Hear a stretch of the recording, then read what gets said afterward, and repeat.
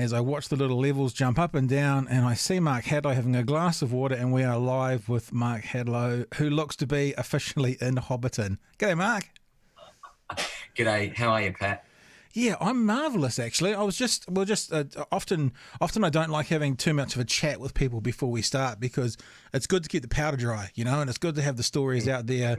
No, because we don't really have we're not a tech podcast and we just have a theme to go around. We just talk shit, basically, until we're finished talking. I was just saying to you about the trip I'm planning on hopefully taking in the first week of the school holidays with my kids. And I didn't realise you were in Nelson, but you are in Nelson. Not as it appears in Hobbiton. And we might do a circumnavigate of the South Island with the kids in the first week of the school holiday. So it might be up your way in the first couple of days of that first week. It'd be a blast. I'll be looking forward to having a beer with you when you come to Nelson, mate. Now, that'd be a great idea.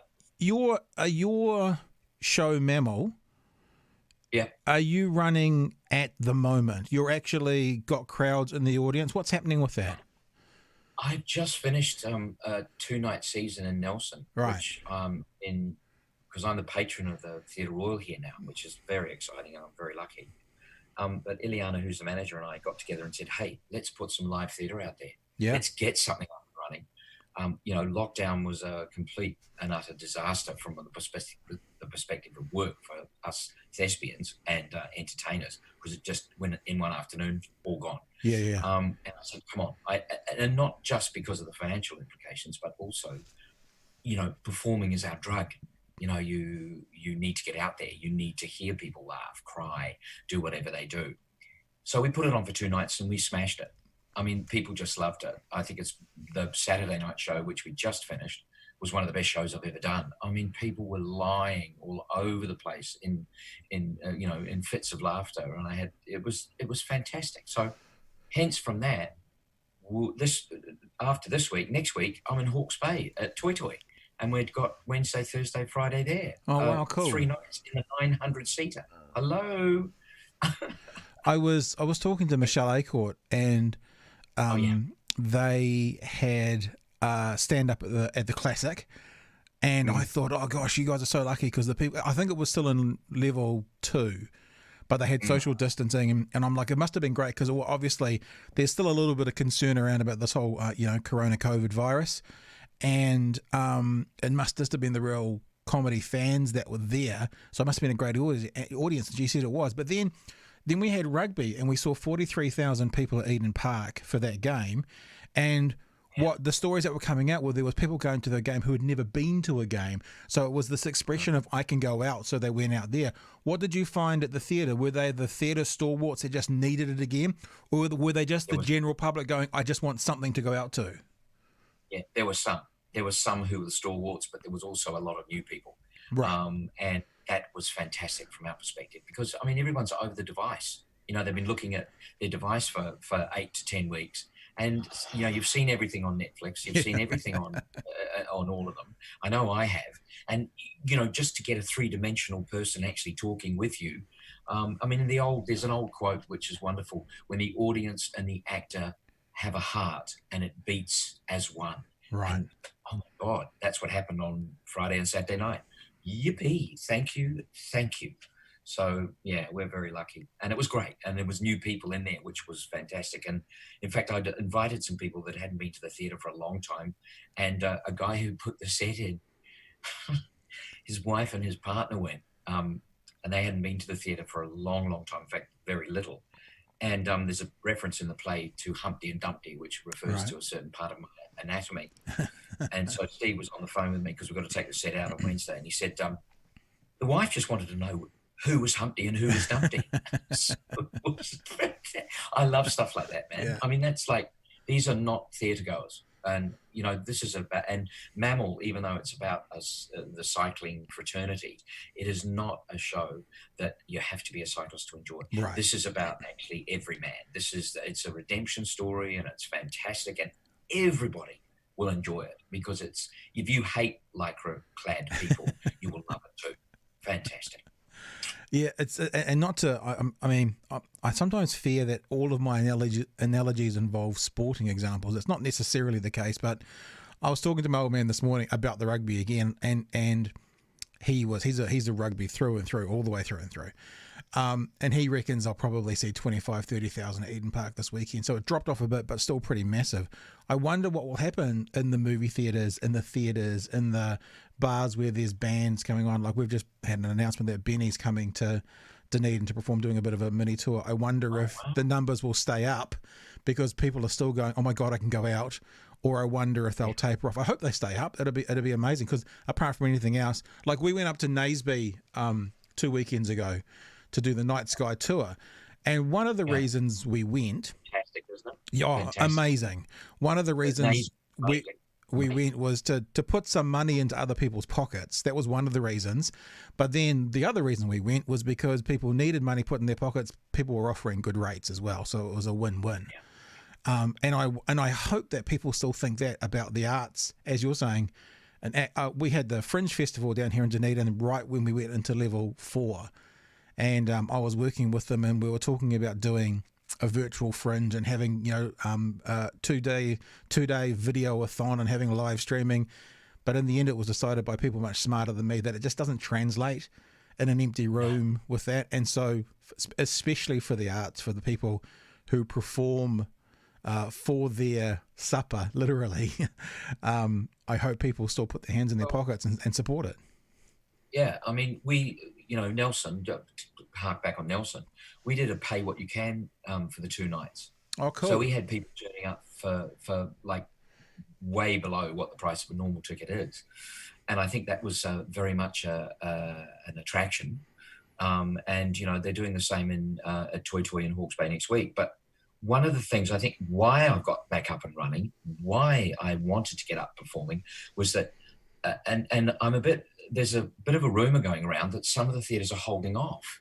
Some of the live theatres are holding off performing and waiting until the new year, which I think is like, I don't know whether that's such a good idea because people will be back into their norm. And suddenly if we come back too late, we're going to miss out on that niche that's there. Once you establish something and someone likes it, and the great thing about this is it's all Kiwi. Yeah. There's nothing international coming in. So this is a great opportunity with regards to the professional actors, the dancers, the singers, entertainment, pub singers, everybody, for us to really show our stuff as Kiwi entertainers. And that is what I really would love to see this thing do. Not only just professional theatre, but all of us. And suddenly the New Zealand public is aware of how bloody talented our fraternities are. And there is so much talent out there, Pat. Oh, God, it's frightening. And we don't get a look in sometimes when all these big shows come in from overseas. And some of them are not that crash hot, mate. Yeah. And I also wonder, just off the back of that this could be our new normal for a year, 18 months, 2 years. Who knows? So this could be, if we're still having 2 weeks in isolation when you're coming in from outside, New Zealand. Like my kids and I are very excited because Green Day is supposed to be playing in Dunedin in November.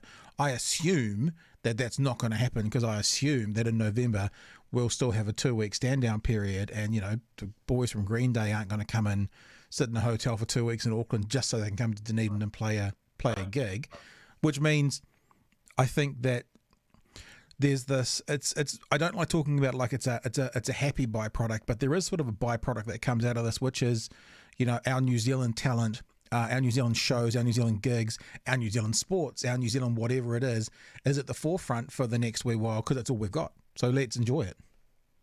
Yeah, I mean, hats off to all the organisers, all the management who are really chasing this and really starting to, like the New Zealand conference, the rugby. Yeah, that's fantastic. Oh yeah, that's absolutely fantastic. They've done that well. But the same reason the arts should be doing it as well. Mm-hmm. So I'm hoping that we can get that ball and roll it and go with it because we should be touring. That's why I'm getting on with it. I've also just been. We're going to go and play Hamilton. Mammal is going to go and play Hamilton, which is so exciting because we never played there.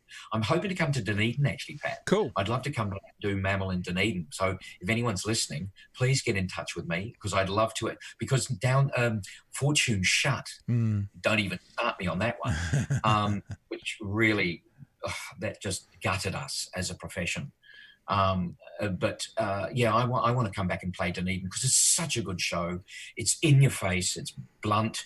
It's and it's about us. Yeah. It's about New Zealanders, and it's about, horrible people like, South African property developers who, not all South African property developers, just saying the character and the players. And, these are wonderful characters that people can, recognize. All the characters in it. And this is the same for all of our stuff. We've got some brilliant people out there, the writers, the performers. So yeah, we've got to seize the day on this and go with it. And we have to make sure that it's at a quality. Yep. And we can't just drop the ball and sort of just put anything on. We've got to do the hard yards as well. We've got to still rehearse it. We've got to make sure it's up to a professional level that's really good. It's, international standard, so that we can pick up on that. I mean, that's the thing. This is a great opportunity for all of us to engage in this wonderful country that at the moment is on its own to a certain extent. Yeah. And embrace it as 5 million New Zealanders. We went into lockdown as 5 million as a big team. Here's 5 million as a big team to get us up and running and out there. And the arts, and dare I say it, are as equally important as any of the sports. Yeah. Trust me, and our culture. Whoa. Enough lecture. I completely and utterly agree. And hopefully, if you do get to Dunedin, you'll come in again and we'll do a face-to-face. And notice you got a bit of a water beforehand. You'll be able to come and get from our fridge of many things, one of our waters or beers or wines or juices or whatever. And then we'll have one of the things I love about this is because I've worked in radio for a long time, and you'll go through your list of who should we get in, to have a chat with this week. And think, I know we had them 6 months ago. I know we had them. They should probably wait for another. And we're like, dude, come in next week. We'll do this again next week if you want and just chat again because we can do whatever we want. It's great fun. So, yeah. This is great. I'm loving it. Yeah. Mate, great. Chewing the fat. Yeah, and look, I mean, there'll be people in Dunedin who are watching and listening. I mean, obviously, proudly Dunedin located, but we talk to the world when we do this thing because it's the internet.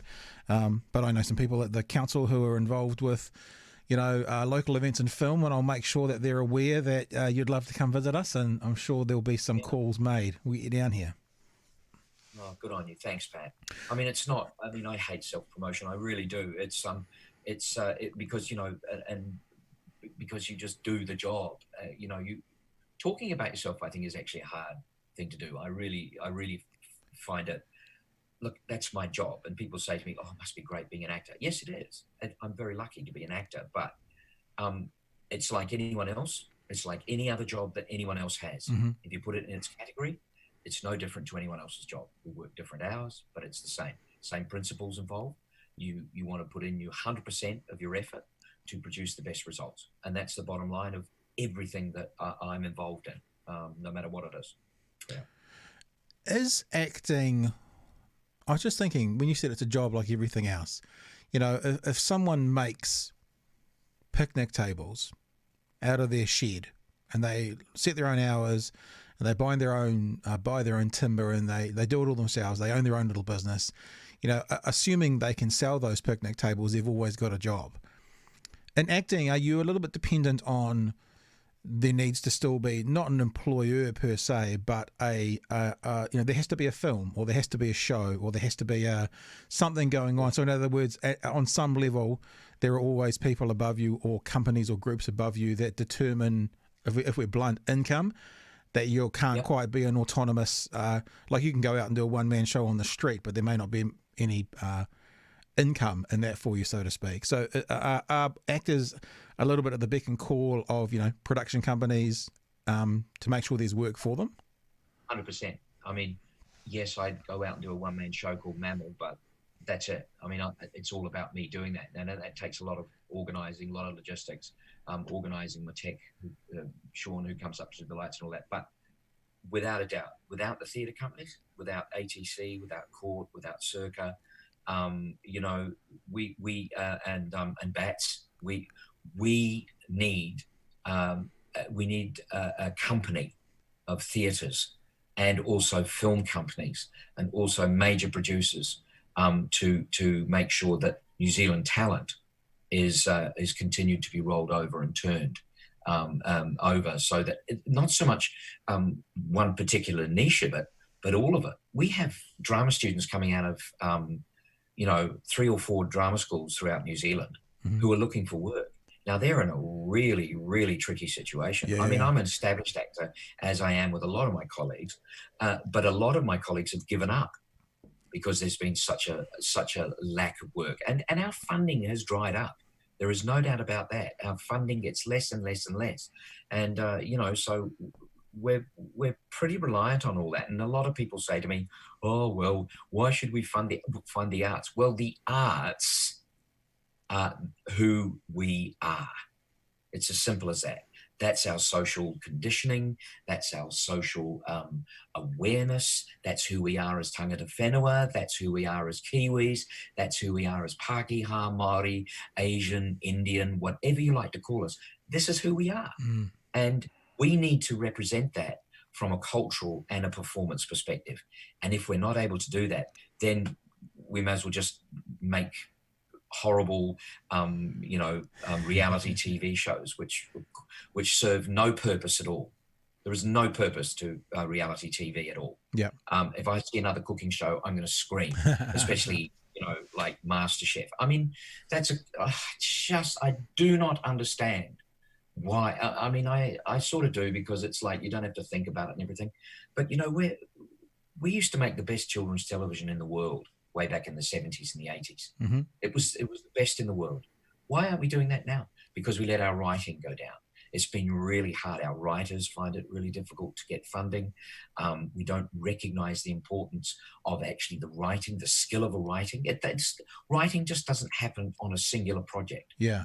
Writing happens over a career. Yeah. And we have no career. We have no career in our industry. My career is about me ringing up Joe Blogs or Joanna Blogs and saying, hey, I've got a job, I've got a show. Are you interested? It's actually more than that. It's about realizing that there's the experienced actors, the 10, 20 years, and the new ones coming through. And we have to provide a career structure for these guys. There is none at the moment. And that's really difficult. ATC and Court and the theatres, they're trying very hard to do it, but their funding is non-existent. See, why are we not out doing TIE, theatre and education? When I started as an actor 42 years ago, I went out and did theatre and education. We went to all the schools. We went to secondary schools. We went to primary schools. It was amazing. And we were funded to do that. There is a little bit of funding that does it now, but not nearly enough. And I know that's ridiculous. Why do we need funding? Well, we need funding because people, they don't know about it. It's hard to get it out there, Yeah. Yeah. I wonder as well if we, because there isn't that path for writers, so often you see successful, and when I say successful, I guess I'm meaning making waves around the world, have to go away to do it. I mean, Flight of the Conchords is the perfect example, They fly through all their shows here. They wanted to do all their things here. The story, as I understand it, is the New Zealand television industry went, not good enough. So they went to the BBC, and then they went to, I think it was HBO, and then they were the biggest thing in the world for a couple of years. And I also wonder if, I think about the Skyhawks. It's a silly example, but we had a very, very good Air Force for a while. We had very good pilots respected all over the world. They mothballed the Skyhawks, and then all those pilots went elsewhere. And therefore, if my son was one of them. Oh, okay. And then if they want, so in other words, if the government wanted to start that up again, would have no pilots. And so the analogy is, if these young writers or young creatives are having to go elsewhere to find their outlet, even if we did have funding today, there might not be, it would have to start from a grassroots ground zero, because possibly they've gone elsewhere like the pilots did. Yeah. Yeah. I mean, Australia, England, they got handed 23 fully trained pilots, of which my son was one. Right. And, and when I think about that, our NZAF was brilliant. Well, I'm in the NZDF anyway. I'm a lieutenant in the Royal New Zealand Naval Reserve. All right. So the NZDF I know quite a bit about from the perspective of me still putting my hand up now and then to go and do stuff. But, that's also from the perspective of how small we are. And I from an economical point of view, I sort of get it. But from the perspective of what we're going to be in the future, and our population is growing very quickly, and us being where we are in the world, we're in a very, very blessed place. This is a really interesting location where we are. I mean, just look at COVID. Hello. We're probably the only country, to the certain extent, that shut the doors, shut the borders, and we basically, shut down COVID. So that can be, but we have to maintain what we have as us, which comes back to what you were saying, which is having writers and actors and performers and rugby players and dancers and orchestral players and musicians and all of the whole bundle of entertainers, but they haven't got a career structure. And we don't have a career structure. Also, I also think that I don't know what it is, but there should be more of a, the profession is really good. Talent is recognized, and talent should always be sought out, and especially at ground roots, at bare root, when they're just starting out. And I think sometimes, I think we're to blame for that. We've just wanted to give everybody a shot at it, and we sort of we became, what is it, master? Jack of all trades. Yeah, that's exactly right. Master of none. Master of none. And I think there's a little bit of that's happened. And now we're in a situation where everybody and his brother thinks it's like 15 minutes of fame, and this is where reality bloody TV doesn't help. Because suddenly it's 15 minutes of fame because you're dating someone on an island somewhere. Oh, please. I mean, there's no writing involved to a certain extent. Well, there isn't. All it is gives the only thing it does do is give some crew some work, which is really important. But where's the creative juices in all that? Hello. It's also looking at usually overseas programs, aren't they? Just ripped off and mimicked. And it's also I'm interested talking about it's almost visceral, this idea of our culture and who we are and what we do sort of thing as well. And it doesn't feel a part of our DNA, like us as New Zealanders and us as Kiwis. And you see and I'm not going to be an old curmudgeon and say, get off my lawn, so to speak. But it's this it feels like as Kiwis, we don't have this vibe of, what an influencer is on Instagram. Yet I've noticed in the last couple of days a particular influencer who got made famous, quote unquote, around that, I think through a Bachelor type show, apologizing for going to a Colgate thing that was referenced as all white, meaning white teeth. And it's just like, it just feels so foreign to me, and it feels so foreign to what the New Zealand culture is and who we are, that I don't know. I've tangented a little bit there, but I was thinking as you were talking about young talent, and the first thing I thought was, and pardon again referencing sport, but we can do that with rugby and rugby league. We can do that with sport. New Zealand can spot that young talent with sport, can get a team around them, can build them up, and can send them on their way. So obviously we have the skill set to find talent.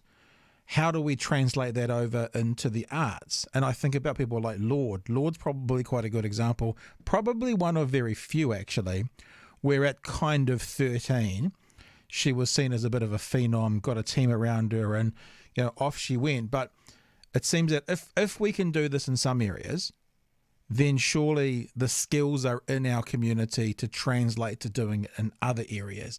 For example, the arts. I guess it's just and I'm thinking, is there a will to do it? I can't think of the exact quote, but there's quotes about, you'll put your money where what you find is important. What you find valuable is where you'll put your time and your money.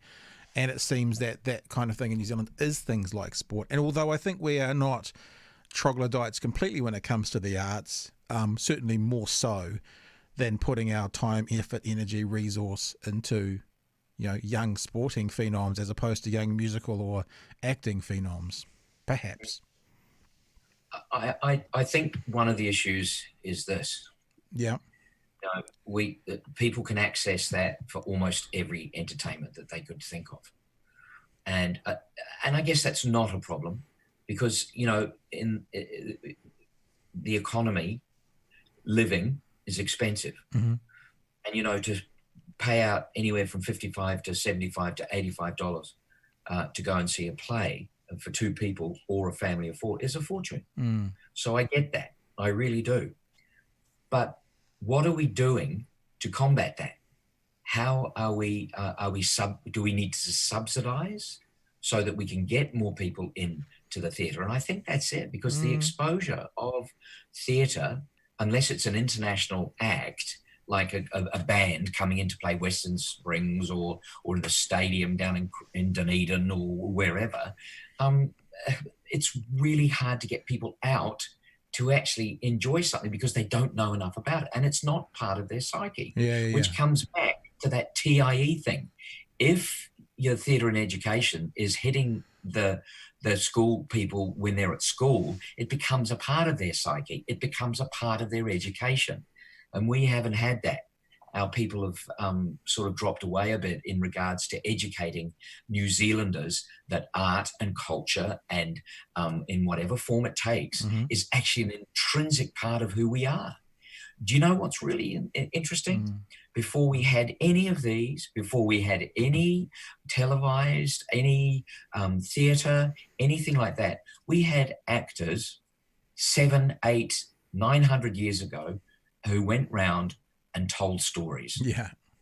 So we're actually the basis of every entertainment that you could think of. And we forget that. Entertainment is about storytelling. And, we need to tell our stories. Thank goodness there's a lot of New Zealanders out there who are writing our stories. Yeah. And our stories are brilliant. They really are. Look, Taika Waititi is the prime example of it, Boy was one of the most incredible films I've seen. I think it was the talent in it, everything, etc. And let alone what he's gone on to do. But there are equally within the country talented people doing exactly the same thing.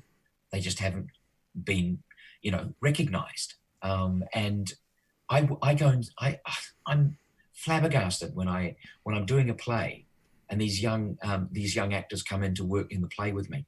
They are amazing. They get one shot at it. Yeah. And there's not normally another show after that, because there's not another theatre, or there's not the subsidy to say, hey, we can offer you a 3 or 4 or 5 play run where they get the experience. And that is a tragedy, because suddenly they've got this $50,000, $60,000, $70,000 debt after coming out of drama school. Oh my God, don't even start me. I don't know how they do it, but they do. And their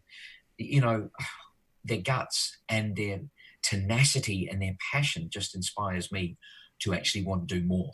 It inspires me to get Kiwis to understand that what I do, what the people who are involved in performance, is actually a passion. Yeah. Yes, but it's a professional passion. We get paid the same as a passionate rugby player who's professional. Yeah. It doesn't require any less rehearsal. In fact, we rehearse for nothing sometimes. Yeah. When I learned mammal, I spent 4 months learning mammal, 1,365 lines, and I learned it all around the world. Wow. Unpaid. That's, this is what, that's been my job for 42 years. And New Zealanders are slowly, this COVID thing was amazing, that it just suddenly made people realize how important people are and our awareness of people. I'm still staggered. This is way veering off into something else. We're living in an apartment in Nelson, and the Thursday and Friday and Saturday nights just down here, is disgusting. The behaviour, the complete unawareness of other people. And I think that's something that is such a shame. We are our personal awareness of other things. Like, for instance, when I'm walking, I've been walking every single time, every day to get fit because I have to. So I go walking and I'm in my awareness zone, but then two people will be walking and they'll be shouting at the top of their voices in an ecstatic conversation, which is fantastic. But their awareness of where they are and what they're doing is completely non-existent, and it's just incredible. Why do you think that is? Why? So, and are you suggesting that it's a generational thing? Is this people coming up underneath us that are less aware, or? I don't know. I don't know. I just think our awareness of other people, we've become very, like, I can do whatever I want to do, and that's fine. I mean, everybody should be able to. We live in a damn democracy, for goodness sake. But I think our awareness of other people that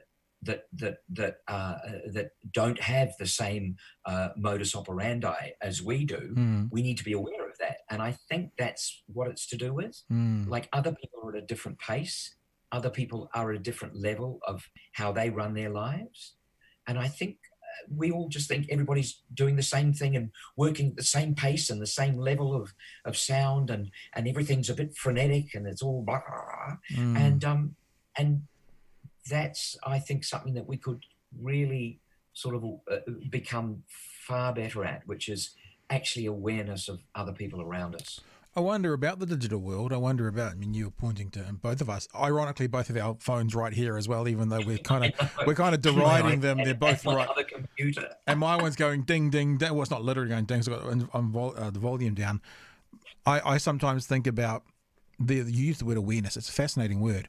How aware people are of, and you see people with their headphones on and walking through a supermarket, talking away on their cell phone this loud and they're just not aware. Yes, it's a very important. Yes, I'll get the milk, and it's not important. It's not an important conversation, but literally because they've got these things on, or in my case, they've got these things on, these ones, and shuts out the world. Shuts out everything. Shuts out the world. That they've literally, there's a physical barrier there that they've shut out. So, obviously it's only about them. It's only about their world. I don't do it. I can't walk around in a supermarket talking on the phone. Or if I do, I actually take the headphones off and I put the headset up, because that actually gives you the awareness of how loud you're being. I don't want to, but maybe that's a part of it. Maybe again, get off the lawn. Maybe it's a good lawn to get onto, though, sometimes. Maybe this generation that's coming up after us, bless their cotton socks, that are so aware of things like emotion and that, but have been told all their lives that, there's no winners, there's no losers, you're special, you can do whatever you want, and they get into the real world and realize that's not necessarily the way that the world works. That maybe they kind of go, well, of course I'm only aware of myself. All my life I've been told just to be aware of me, and all my life I've been told that I'm special and I'm this. And of course every child is special in a certain way, but the way I'm using it is, I remember a joke. It was about George W. Bush, but you could probably say it about Trump too. The danger of Trump. Trump is the evidence of the danger of telling every child in America that they can be president. This idea. They used to say it about George W. Bush. When you tell every child they can be president, that you get someone like George W. Bush in. And the truth is, there's only one Lord. There's only one Taika Waititi. Every child in class with Lord or Taika Waititi wasn't equal to them in their skill set. They were specialer in that thing that they were doing. And I think that's actually okay to acknowledge. So this whole... That's you and me too, Pat. That's you and me too, Pat. Like what you do and what I do. There's an awareness of what we do for ourselves, if you know what I mean. And I think that's to do with where we come from as well, if you know what I mean. And with the relationship we have, I don't know, with our parents or with our siblings or with the people around us. You and I are looking into each other's eyes right now and communicating. Mm-hmm. I think that's another reason why we have issues, is that people, their awareness is not through another person's eyes. Because you notice when people are talking, they're actually walking side by side and they're not looking and talking and communicating. Sorry to interrupt. I wonder how much we've lost with communication with the advent of, this thing. Like not necessarily communication, but I just talk to my kids about life, and I've mentioned it several times on this podcast. I'll put it in the Facebook page when this is up now, but I'll put it in the Facebook page. A guy called Simon Sinek who talks about millennials in the workplace. It's a 18-minute video clip, and there's like an 8-minute clip amongst that where he's talking about how the millennial brain interacts with technology and talking about how it fires the same synapses as cocaine does and this kind of stuff, and like it has the same effect on the brain as things like alcohol and drugs. And you wouldn't open up your liquor cabinet to a 13-year-old, but if you give them one of these, you're doing the same sort of thing. And I watch that every now and again with my kids. Like, they've probably watched it about 6 times, but just that 8-minute chunk, and it gives us an opportunity to talk about what the phones can do. And one of the things I constantly say to them is, you kids need to learn to be bored. You actually need to, it's actually a skill. You need to learn to be bored. I remember being at St. Peter's College in central Auckland and missing the late bus on Sunday afternoon after cricket practice and having to sit there for an hour and wait for another bus. You know, my kids right now, if I ask them to do, 6 minutes worth of dishes, they want to put music on. Now, on some level, that's great. We love music in our house, but it's almost like that they can't function without a form of entertainment. And I, when we went away to Naseby, there was no devices came. And of course, my 14-year-old said quite quickly, "Oh, I'm not even missing my phone." Well, of course you're not. This is the point I'm trying to make. You can be, you can entertain yourself in other ways. We took books and I made them all take, like, I've got about 20 board games here. It's one of the things we try and do. I made them all pick a board game, and they took that as part of their stuff up with us. But yeah, I think as you're talking about kind of being self-aware, I'm also thinking of the words "be authentic" comes to mind as well. Yeah. Like authenticity in relationship and authenticity in the way people are living their lives and communicating. And yeah, I love technology. I mean, if you could see, actually, I can show you my room. I can do this. Look at this ridiculous room. Look at all these screens around me. It's utterly ridiculous. Ring lights, this screen up here. I love technology. But man, I work as hard as I can to be in control of my technology and not have my technology in control of me. That's massively important. Yeah. I 100% condone everything that you're saying, which is fantastic, which is absolutely on the button. But sometimes I have the most extraordinary conversations with my daughter, my youngest daughter, 23, Olivia.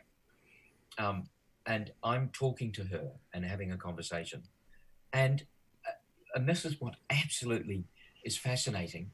This phone is here, and Olivia's talking to me and is texting. Yeah, that's a tough one, eh? And I'm going, how do you do that? How do you do that? And then my older daughter, 42, Sarah, I'll have a wonderful in-depth conversation with her. She puts the device aside, puts the iPad, and we'll talk one-on-one, eye to eye. Yeah. And its awareness is incredible. Oh, yeah. I think there's some major issues there. Yeah, it's different, eh? I also think that, and I guess I'm talking from a parenting point of view because, I've got kids who are in that generation, is that we're still in charge. I'm still the adult here. You're still the child. I still make rules in my house and you live by them. And if you don't like it, well, that's too bad. So I wonder if a lot of parents are, I don't want to speak ill of people's parenting styles, but are kind of caught up in what they have to do. My kids don't have their phones in their bedrooms at night time. I just say no. I don't, and actually, they have a different house with their mum. I don't know what happens over there. It's actually none of my business, none of my concern. But you don't. When my kids have friends come over to stay, I don't let their friends have their phones in their bedroom, and that's a shocker for a lot of kids. And actually, as a parent, I can. Speaking of phones. Sorry. I can. Oh God, go away. Sorry. Apologies. I can set those parameters, and it's okay to do it. And I wonder in this how we're living our lives at the moment. If I don't know why it feels different, but it feels like, again, not to scream get off my lawn, but when my parents were raising my generation. I'm not going to say their no meant no, because we all got away with shit. We all did things we weren't supposed to. We all got around the back. But it seems to be perhaps there was maybe more of a recognition that this is the way they want it, whereas now it seems like I don't care how they want it. That seems to be the difference. I mean, this was a way that my parents wanted it, even if I chose to ignore it and got around it as a teenager. That's part of my job. But now it's like, it's not like even that. It's more like a, and actually my kids are really good. It sounds like I'm talking about horrible kids, but I'm just talking in general, I guess, that there's a different attitude towards how we should be, who wears the pants, basically. And it seems that maybe in this generation, and for the parents raising this generation, because I remember on ZB, when people, because I'm Gen X, people would complain about Gen Xers, and I would constantly say back to these lovely 60-year-old call-in listeners, be about who raised those Gen Xers. These terrible, terrible people. If I create a terrible piece of art, it's the artist who's created it. Not, you don't blame the piece of art itself. If this generation has got something to work on, we also should be looking at those of us who have raised this generation to go on, what have we done to contribute to that as well? It's not just all you're a terrible person. It's well, how do we work on this as a community, perhaps, for want of a less fluffy word? Well, I'm just post baby boomer, so you know that puts me in a whole different kettle of fish again. But you see, I think it's about respect too. There's something about, and I don't know, there's a and how your treatment of other people is based on how you wish to be treated. Yep. And I think there's a hell of a, you know, I know if I turn around and have a go at any of the kids and you can't talk to me like that. You're disrespecting me. And I sort of go, well, yeah, I am, but you're disrespecting me in the first place because you've actually you've questioned what I want to happen here and now.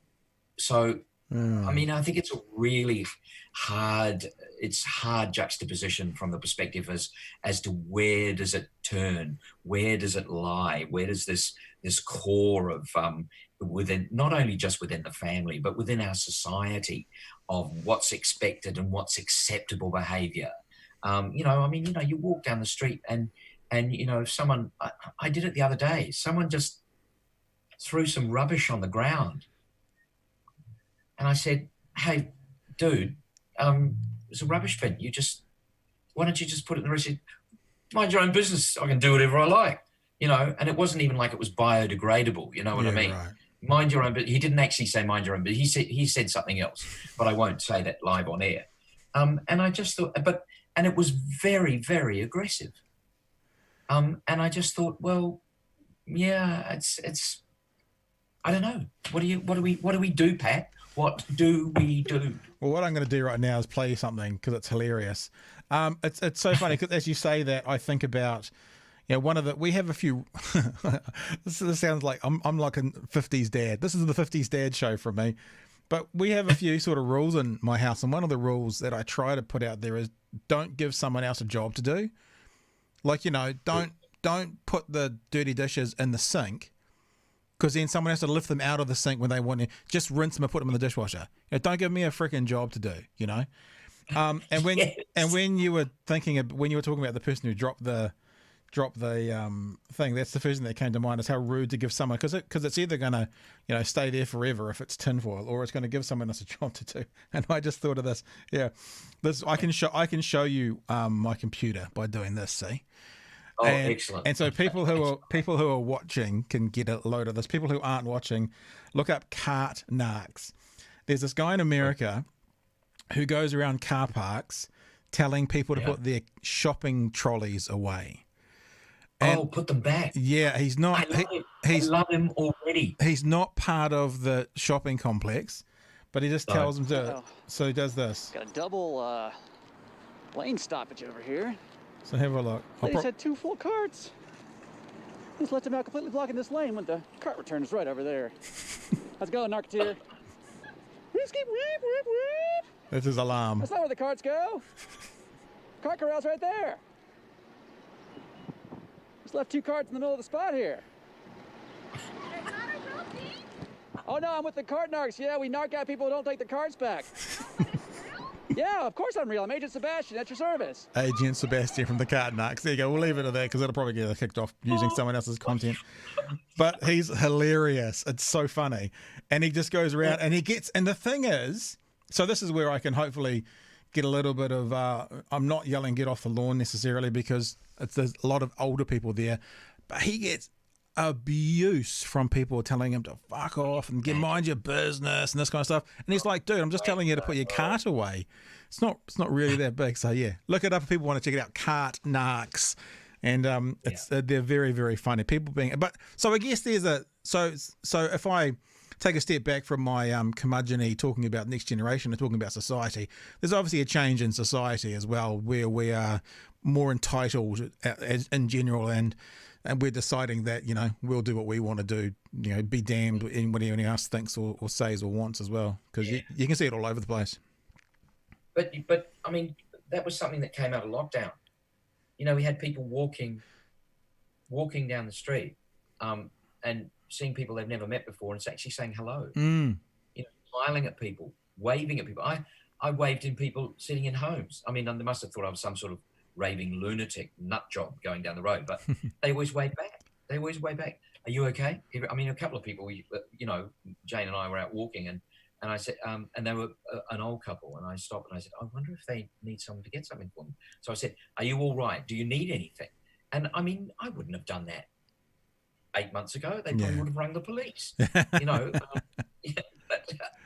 But I think, you know, and there are parts of that reminded me very much of my mum and my dad, you know, from, you know, when they were courting in the 50s, I can imagine, you know, there was such an awareness of, you know, like the you know, those terrible old things that I was taught, you know, Dad would walk on the outside of Mum, and Dad would open the car door for Mum, Dad would open a door for Mum, and Mum would, you know, I'm not saying that from a male chauvinist perspective, but what I'm saying is there was a sort of an awareness of you know, in I don't know how that relates today. It doesn't probably, but there was a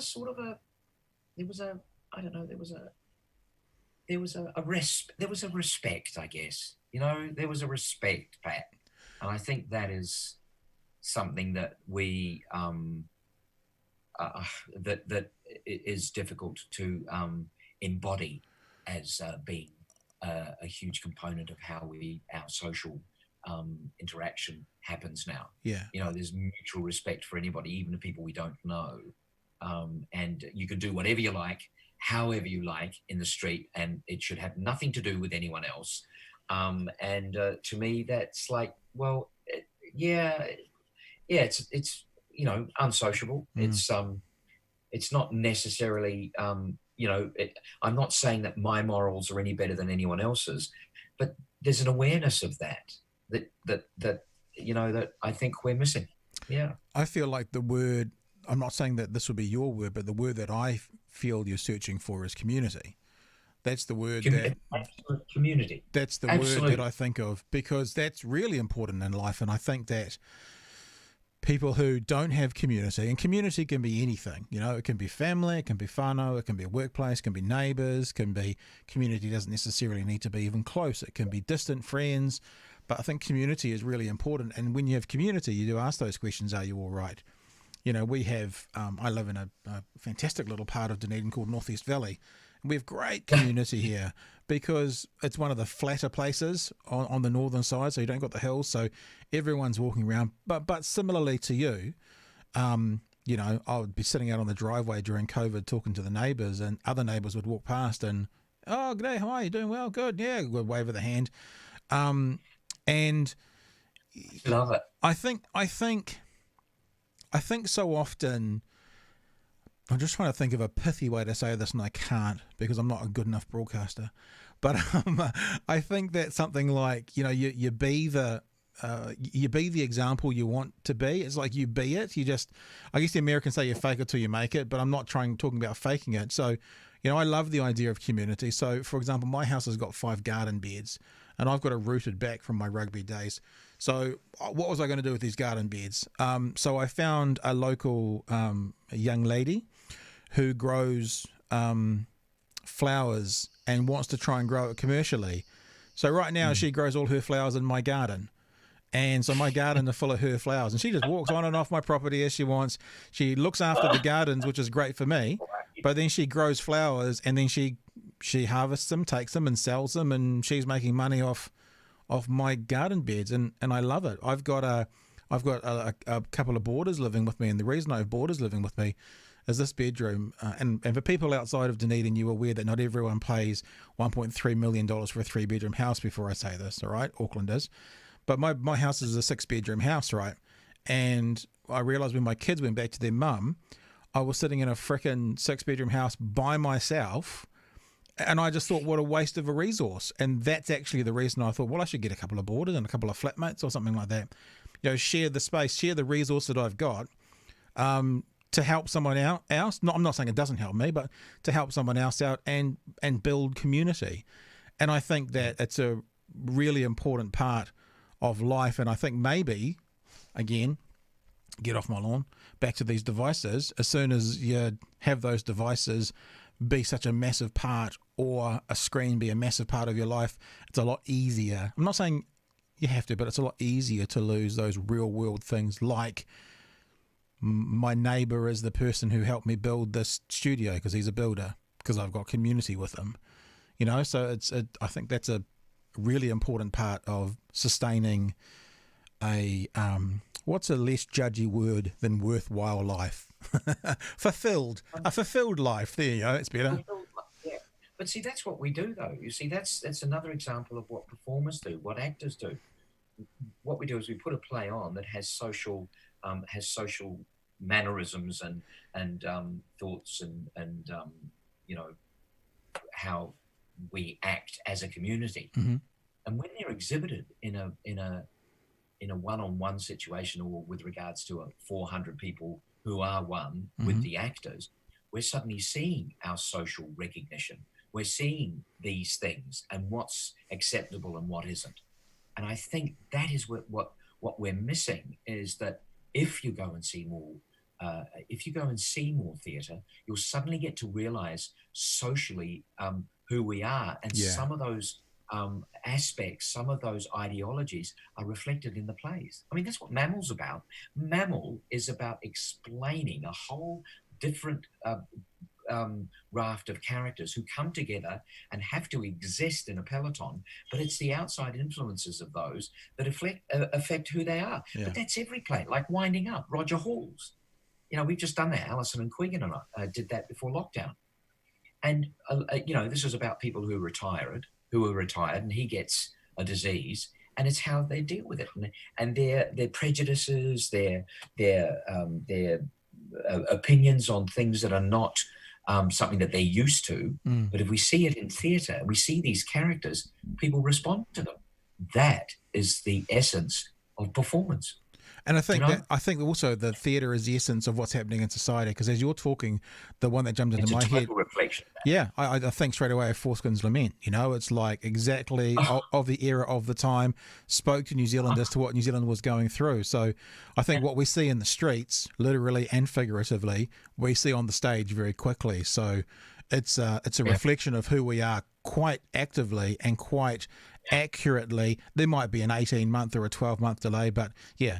I don't know if that's a quote or not, but you know, what we see in the streets gets reflected on stage pretty damn quickly, and that includes musically as well. You know, what we see in the streets get reflected on stage musically. You see it in the songs, and you hear it in the words as well. I firmly believe that is the you know, once again, storytelling. Yeah. We're actually storytelling what actually we are about. Yeah. And reflecting our communities, our society. How we respond to different people, how we respond to ethnicities, how our redneck perspective looks so bad when it's presented in a play, and it does. It's, you know, it's awful. But when you see it in a play, it goes boom, and you know, it can't help but register with an audience. Yeah. You know, en masse. You know, and also, you know, I mean, coming back again to people's own scruples and their own way of displaying their own behaviour in a theatre situation. You know, quite a few people, young, not so much younger, but even some older people, come to the theatre and think it's like television, so they can talk quite loudly while we're doing a show. I mean, I love it. I'm in the middle of the show, and suddenly someone will turn, "That's quite good what he just said, isn't it?" I stop and say, "You do realise that I can hear you. It's not television. You know, I am actually alive and here. There's a fourth wall, imaginary fourth wall, but I'm here. Yeah. I can hear everything you say." And the funniest thing that ever happened, and it's a bit coarse, but there's a sequence in Mammal where my character Brian comes out of a lift. I mean, you couldn't pay for this. It couldn't have been scripted better. But the lift doors open, and just as the lift doors open, someone passed wind in the audience. Oh. Like, it was amazing. And I thought, no, you're a professional. Don't go to the lowest common denominator. Stay in character. However, 20 seconds later, I just dissolved, and I said, "Who was that?" And I looked around the room, and everyone just fell about because they'd all heard it. Yeah. But they thought, no, we can't comment because I hadn't commented on it. Yeah. So, oh mate, it was the theatre is a wonderful place for the most extraordinary accidents that can happen, off the cuff stuff to happen, and that's what you like. Oh, that's what I love. It's wonderful. Like someone getting up, going to the loo, and then I'll they get up. They're in the front row, right? They're in the front row. Shut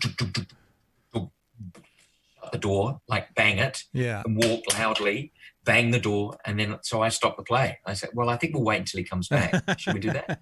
So we sit and talk for 2 or 3 minutes. Then he comes back. "Yeah, we waited for you," and the embarrassment and the like. "What do you mean you waited?" I said, "Well, we waited. Otherwise, by the time you come back, you would have missed some of the play. And you paid your money. You need to see it all. As do we all."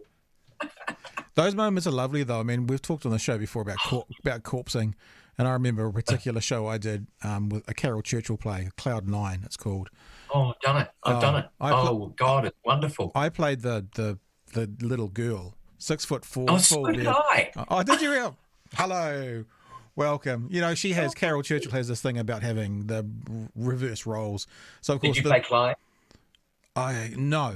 I only played the little girl because I know sometimes they play two characters, eh? Yeah, I played that. Yeah, oh mate, that's fun. Go, mate. Sorry. But we had a night there of corpsing, and of course, it was hilarious, and it was probably one of the most enjoyable runs in the season. And the director afterwards was like, "Yeah, that was a fun night. Now don't let it happen again." Once is okay, but let's not ruin the whole season with a night of those things that happen on stage. I did a play with some very good friends of mine up at Court Theatre. We did Dave Armstrong's play, Le Sud, which is just a great play. It's about the South Island. It's got its own government. It's French. And Bruce Phillips, who is a great mate of mine, was playing the French president. And I was playing the New Zealand Prime Minister from the North Island. And Bruce and I always had a scene where he was trying to teach me how to dance, right? And be more of a French, French lover. And he said, "It's the way you do it." So we'd always get to this part where one of us, if we made eye contact, you could see the twinkle in either one or t'other. And if the twinkle was detected, we were gone. Yeah. I remember one stage we were doing the dance, and both of us were in a sort of a tango dive, both of us facing upstage, falling apart with laughter. And the audience knew too. So all the fun from that is never do a dance number with Bruce Phillips. Okay, that's good to know. I'll remember that. It is interesting how you get those. I had made it when I was at teacher training college. I had a friend of mine, and we were both fairly theatrical. We both did theatre sports and that kind of thing. And we had this thing where, Life of Brian, always look on. Every time we came to the whistle, you can't whistle. We couldn't do it. Like every time we got to the whistle, if we were looking at each other, And we used to Get do it. It became a bit of a running gag, and it was never put on. We'd look at each other and sing it and try, and we'd always laugh, and we could never get through the whistle. So weird things that human beings can do. There's little idiosyncrasies that there was nothing particularly. Well, obviously there was hugely amounts of funny about it because it was Monty Python. But what we were doing wasn't particularly funny. But because we'd associated it with, like you say, you see the twinkle in the eye, something that tickled our fancies, we just could never get through the whistle. We'd always laugh, and that was the gag, became the running gag, became the challenge, and then the challenge became more of a running gag. And it's funny, eh? Humans are funny people. We are, and it's strange because here you are in this false environment, which it is, a facaded environment, where you have to be set, and you can't break that fourth wall. The fourth wall is vital that it remains intact. And but you, for some reason, the whole environment, the whole moment in time that you suspend because you break the fourth wall with a laugh, in some ways, that's also a release for the audience. Yeah. I know in Mammal, I went up, oh my God, there's a moment that I have to do, which is very embarrassing in front of anybody, no matter who it is. And they wouldn't stop laughing. And I set myself up on Saturday night. I couldn't stop laughing. It was actually really, it wasn't a great moment in theatre because I'd actually corpsed. I mean, corpsing is never a good thing because you're defeating the purpose of the writer and, of course, what is presented as the piece. But it's just one of those things. Yeah. And when it happens, if the audience love that vulnerability, I guess. And there is a vulnerability, and that shows that you have feelings. It shows that you're real. It's sort of and then to jump straight back in and pick it up again, that's the secret. And then they go, oh, wow, that's pretty cool. I mean, Snag, do you remember that Sensitive New Age guy play? Yeah, I did. Yeah. I think it was Tom Lerner wrote it. Opening night of the first season in Wellington. I'm midstream in one of the monologues from one of the characters, and a woman on the aisle seat about 6 or 7 rows back up the downstage fainted. Oh, wow. Fell straight on into the the carriageway. And I thought, oh my God, I can't just continue because, actor continues while woman dies in audience. Yeah. I leapt off the stage, went and got to her just as the house manager came down, and we picked her up, and she was sort of coming to, and then we helped her out of the theatre. There was nothing else was going on. Right. The audience was like suspended. Then I rushed back downstage and leapt back up on stage and picked it up where I had stopped. Play went on there was no mention of it, and then afterwards, someone said, so the play was really well received. So that was the start of this one-man show thing. And then someone said to me afterwards, oh my God, the plant was extraordinary. Yeah. That you had someone do that and fall into the audience. Then you go, I said, what are you talking about? That was totally accidental. They to this day didn't believe that it wasn't a plant. It was amazing. Isn't it funny? I don't know if I've told the story on this podcast. I probably have. That's what happens when you've done 105 and whatever you've done. You tell things over and over again. Is I was working for Classic Hits, and how you can trick people even when it's completely illogical. Working for Classic Hits, and we did this weekend where we did it was like a live concert weekend, but we set it up that the announcers were announcing from stages.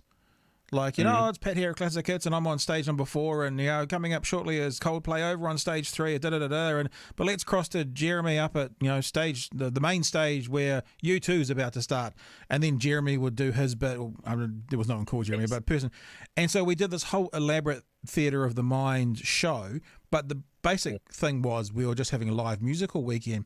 We had people buzzing at the door asking where the concert was, where the event was happening. And I'm like, are you serious? Do you think Coldplay, U2, Rolling Stones, Green Day, if they were all in New Zealand for a gig, you wouldn't have heard about it? Like, as in but there was people buzzing at the door wanting to know how to, where these festivals, where was this festival they hadn't heard about with all these gigs? I don't know whether that means what an amazing job we did or what blooming, I don't know, idiot people are. I don't know which way it goes. I think there is. Oh, yeah. I mean, that's an extraordinary thing about any performance or any situation if it's really good and it's totally believable, people are like, oh my God, this is amazing. And it's in New Zealand. Well, of course it's in New Zealand because we're good at what we do. Yeah. We're equally good here as we are anywhere else in the world. So many people say to us, a play, we do we did a play that's written in England and it's performed there or America and we do a production here. And people say, oh my God, I saw this production in London and this is better than the production. Oh, and you're sort of going, well, yeah, it probably is because the talent is extraordinary, Because we're the bomb. That goes for... I'm just saying we really do have to get out of this. I don't know what it is, this is not a part-time thing. Yeah. What I do, what my contemporaries, my colleagues, and those coming up, this is a profession. Yeah. It's a very, very difficult profession to be involved in. I'm very proud of it. I'm very, very patriotic about it. And I'm also very, very vigilant about it. So, we need the public to support us, and they do. And a lot of people come out and support us. But we need everybody. We need the young, we need the middle, we need the old. And, I'm so lucky. I'm so lucky. I've got an idea for you. This is going to be a nationwide, live, on air at the time brainstorm. Your mammal play at the moment, does that require quite a specific set, or is there some flexibility in it? No, it sort of does, but it's easily set up. I mean, it's like it's 5 meters by 5 meters, and it all happens on that set, so it doesn't go anywhere. So and it's a black box. I was just thinking, as you've been talking, about two things. First is, I think about, not to commercialize the arts, but I think about we need to make money, we need to, pay our bills. Let's commercialize it, Pat. Yeah. What about finding, let's say, two other groups, Mark, and figuring out a way that you could either all use the same set, or a set that in the space of an hour or so could be manipulated slightly and slightly changed for another show, and going around New Zealand in this COVID time and doing like Friday night is Mark's show, Saturday night is person X's show, Sunday night is group Y's show, and then saying to the people of Timaru, it's X amount to buy a season pass, which is all 3 shows, or it's X per show sort of thing, and figuring out a way to make it more attainable to get more bums on seats and to actually go, this is what we're doing. I think I'd love to be involved in something like that. Something like finding a couple other shows and do it. Yeah, I think that's a great idea. I mean, I literally put the mammal set into a trailer and I tow the trailer. I do everything and take it around. I have Sean, who comes in as the technician. He does all the lights and all that sort of thing. But I literally, we put the set together. It takes 45 minutes to put it up. And there's a bike inside it that comes up and down. And that's what I'm doing to get me out there to try and earn my living again. Yeah. And that's what I've got to do that. I have to do it. Otherwise I won't have any income. I won't be able to, live because, it's gone. And hopefully it'll come back. But great idea. Great idea. I think that's, especially in this current climate, like in this, there's no going to be international acts through for a wee while. Anyway, hey, look, speaking of incomes and gigs and stuff, people who are listening and not watching, we have an image of Dori on the screen right now. Tell me, have you seen this? Check this out. This is someone doing a water painting of Dori. Have you seen this? No, I haven't. So it's in what do you call it? Time lapse. Oh, in time lapse. But where was it? Where was it? Germany? Just on YouTube. This is it. We can't watch the whole thing, but there's someone doing a time lapse painting of you. Oh, it's looking very good, isn't it? There you go. We're skipping through this, and you don't need to look at this. Wow. What do you reckon? Mate, that's incredible. That is incredible. There you go. There's That is incredible. Who did it? What's his name? Just down in the left-hand corner there. Is it a Doyle or something? If I probably go to, I'm imagining if I go to their page, Fayeren, Farian Art. My goodness me. That's pretty cool. Thank you. What a talent. Yeah. What a talent. And that actually looks like me and looks like the photograph. Yeah. So we'll put a link to that on our, and I'll send you a link to it you can get as well, because you might have a you might have a new Facebook profile photo there if you wanted to do it. But you've had a bit of a decently long involvement with Sir Peter. Have you done 4 films with him now? The experience of that. Just tell me about it, because as far as Lord of the Rings go, this is you. Oh, Meet the Feebles. I love Meet the Feebles. I've been a Peter Jackson fan since Bad Taste in the 80s. That was when I found Peter. Meet the Feebles was extraordinary, and then that was my first experience with Peter and Fran, and the whole wingnut thing, which was extraordinary. We were in the studio with some with a lot of the talent. There was everybody. There was Stuart Deviney. There was Mark Wright. There was Peter Vere Jones. There was oh my God, there was everybody who was anybody who did voices and everything. But I was so lucky because I got to sing a lot of the songs. The Garden of Love, playing the and then there was that was Brian Sargent. Oh my God, and that's Mark Wright. I can tell the voices are amazing, and that was Reg, who was the theatre, and then that was Donna Rackiston. You have and that was the song. It was a beautiful song. I sang a lot of the songs, and then there was Robert the Hedgehog. It was an incredible film. I mean, it was like the Muppets on drugs. It was extraordinary, and that was my first association. And of course with Richard, from workshops, Weta Workshops, who came in, and that's where it all sort of, they'd done a couple of films and whatever, but oh my God, that was an extraordinary experience to go in and do dialogue and sing in the studio. And then Danny Mulholland and I were nominated for Best Actress in the New Zealand Film Awards that year for the character, which was just made very progressive. Which it was, but it was made ludicrous. It made no sense of the actual award. How can it be in the Best Actress as 2 guys? Anyway, but and then of course then what came was I auditioned for the Lord of the Rings, but which was good, and there was a chance that Gimli might have happened, but that didn't help because who was I? It was an unknown, and they needed a sort of an international star, which was fair enough. Yeah. And that's the way it goes.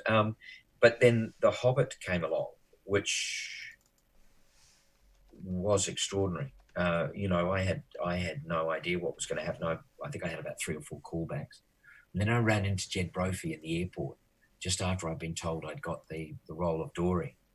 And Jed had just been told he'd just got Nori, but we had to keep it stum.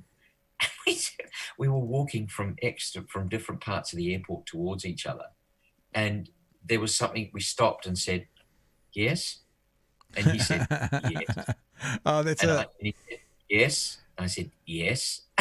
And the rest is history. And that young man there, Adam Brown, became a very, very good friend of ours. And we 3 stayed together. We're known as the naughty, the Ori, Dori, and Nori, the naughty, or whatever we are.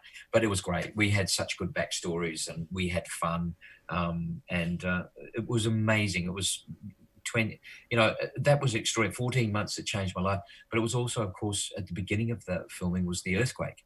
Right. Which also nearly changed my life for a long because I couldn't find my wife for 45 minutes. Oh, right. Wow. And of course, Pete, Fran, and the production company, everybody who was involved in Christchurch, they sent down all sorts of supplies. They immediately sent us down to check on the families, and then we brought the families back. And it was a really interesting beginning to... which sort of gave us a real call, because all the international guys that were there, who were the other dwarves, they were like, it suddenly made it very real that all of us as dwarves and the group became very close, and we were very lucky. We're talking about people like, Jimmy Nesbitt and Aidan Turner and Richard Armitage, and dear old Stephen Hunter, who who I'd never met, and he came in, and you know, what a great bunch of mates, and John Callan, of course, who's a friend of mine from way back. We've worked together in theatre many times, and so we, you know, we were like bad schoolboys. The worst one was Sir Peter Jackson. He was the naughtiest schoolboy of all, because he called us his little bastards, which was quite extraordinary. I mean, I've actually got a T-shirt that says "Little Bastards," and he used to rig me all the time by saying, "Mark, I'm not seeing enough character in your role. You need to, you know, I need to see your face move a bit." And I said, "Pete, I can't. I've got a prosthetic on." And he was, "I don't care." But it was fun. And, you know, like Martin Freeman, what an extraordinary actor, the choices he made for Bilbo Baggins, and of course, Sir Ian McKellen, one of the great theatre and film and television actors of all time. And, you know, everybody who was involved in it, for goodness sake, you know, so many people on it, and Stephen Fry, all these people that we met, Billy Connolly, who I'd met before, Billy, you know, all these actors that came in to do these things, you know, and I can't, so many names, so many different people, and they were all brilliant. We had such a good time. It was like being at school, but then on being on holiday, you know, like, it was insane. But it was good, you know. And the New Zealand component was a very strong affiliation there. You know, the Dino Gormans and all that. You know, we were very, very, very, you know, William Kircher and Jed, well, specifically Jed Brophy. Jed never stops talking, but that's fine. And Peter Hamilton. I mean, these are great, you know, these are really good, experienced professional actors. And here we were thrust into this international film that, you know, we went to Leicester Square for the opening of the first film. And here we were on Leicester Square. I have to tell you a great story. I went with Ben, my son, who was in the RAF at the time, and he came to be my guest at that. So that we were turning up and being dropped off in the cars at Leicester Square. And and there was this guy, people over in the audience, you know, behind the fencing, saying, "Oh yeah, come on, give us your autograph," you know, and like in Cockney, "Give us your autograph, mate." Yeah. So everyone come before. I got out of the car, and this guy yelled, "Hey, over here, mate, over here. Yeah, come on, I want to get your autograph. Yeah." So I walked over this guy with Ben. He said, "Who the fuck are you?" I mean, like, it was just. But it was great, you know, and oh my God, you know, all these wonderful, wonderful actors, you know, Kate Blanchett, you know, oh God, and you had conversations with them, you know, about our business, you know, it's not as if, and that's I guess what I'm trying to say is that we're all normal people. Yeah, there's nothing specifically special about that we have, that we're, you know, we all do a job, and we're very good at our jobs, and we're no different to anyone else. It's the sensationalism and the, you know, personification of, you know, actors in films, you know, and, you know, film acting is hard, but theatre acting is too. Yeah, and the sure. theatre actors work very, very hard, you know, and that live component when you're an actor and you've got an audience, that's really hard to beat. I mean, a film, it's there forever. Yeah. You get one or two shots, but that's it. And there's very little feedback from the perspective of the crew. But when you're doing a play that really hums, really works, that momentum, that extraordinary wave of energy and feeling and emotion that comes back at you is equally as important as what you're putting out there as well. God, that sounded too philosophical, didn't it? Oh, sorry. Oh, sorry, Pat. I'm getting very acty. Sorry. I think it sounded wonderful, Mark, and I think, and I think that my little time machine, known as the Department of Conversation, has got us at 1 hour and 20 minutes. Oh my God, I'm sorry. No, there's nothing to apologise. It's been an absolute pleasure to have a chat with you, and I feel like we could continue to chat for another 1 hour and 20 minutes. So maybe we need to get you to Dunedin to come and do Mammal, and then we can pick up again. Well, I'd love to come back to Dunedin to do Mammal. I really would, and I know people will love it. So if anyone's out there and they're listening and they want me to come, just find a theatre or something.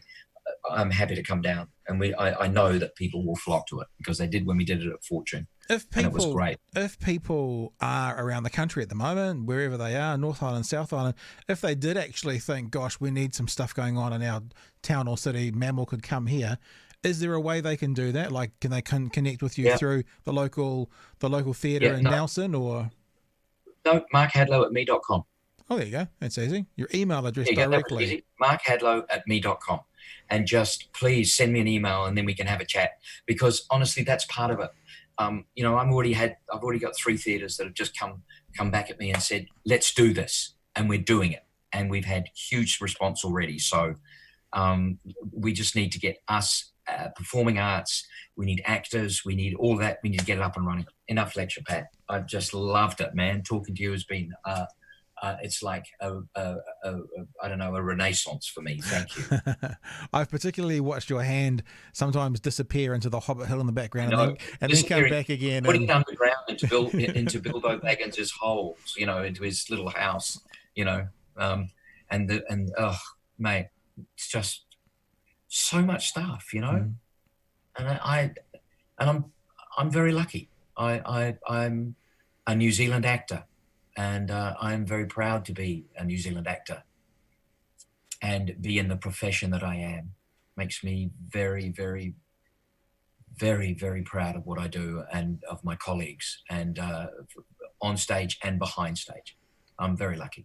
If you had a chance to wave the magic wand with 1 or 2 more things to do, what do you still want to achieve, if anything? I guess what I'd really like to do is and I know this is going to sound really weird, but Jed Brophy and I are in the middle of creating a TV series, which will be really interesting. There's a lot of it's not. I don't want to give too much away, because that's like a death knell to anything. Yep. But there's a real. It's rural. It's actually in Motueka, and it's fantastic. And the characters are going to be so live, so real. And so and that's because we did a film called Blue Moon about 2 years ago with Steph Harris, and it was all filmed on an iPhone, and that's won now I think about 15 or 16 different international awards as best films, best actors, best supporting actors, blah blah blah blah blah, and we're actually being selected to play at Cannes next year. Wow! Well, this year it was put off, so that's going to Cannes. We want to do the same thing with regards to Jed and I somehow just really gelled, and we're hoping that will come off. My whole thing is to keep acting and challenging myself, and keep putting pressure on myself to be a better actor, you know, bottom line, to be charismatic with regards to my own achievements that are based on truth, always on truth, and just continue to you know, develop our business, to enlarge on what we have, to make acting a profession that is equally as important as any rugby game anywhere, and more importantly, Kiwi substance, Kiwi themes and shows and television series, and not frickin' reality TV, please. Mark Hadlow, it has been an absolute pleasure, sir. Thank you for giving us a little bit of time this afternoon, and we will see you in Dunedin super soon, or I'll see you in Nelson when we're coming on tour, either or. Look forward to it, Pat. Thank you so much, mate. Take care.